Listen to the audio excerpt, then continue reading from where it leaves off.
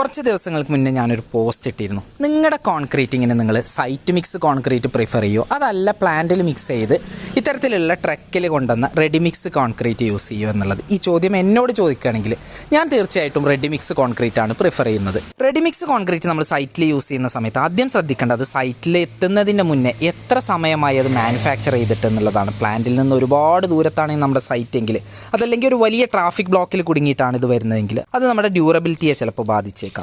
രണ്ടാമതായി ready mix concrete use ചെയ്യുന്ന സമയത്ത് ഒരുപാട് quantity of concrete at A time നമ്മുടെ തട്ടിലേക്ക് വരും.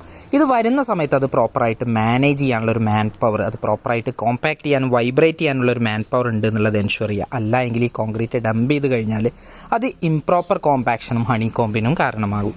മൂന്നാമതായി നമ്മുടെ കോൺക്രീറ്റിന് അഡിക്വേറ്റ് സ്ട്രെങ്ത് ഉണ്ടെന്നുള്ളത് ഉറപ്പുവരുത്തുക. M20, 25 എന്നൊക്കെ പറഞ്ഞ ഗ്രേഡ് നമ്മൾ റിക്വയർമെൻറ്റ് പറയാറുണ്ടെങ്കിലും അതുണ്ടെന്ന് ഉറപ്പുവരുത്താനുള്ള ക്യൂബ് കാസ്റ്റ് ചെയ്തുകൊണ്ട്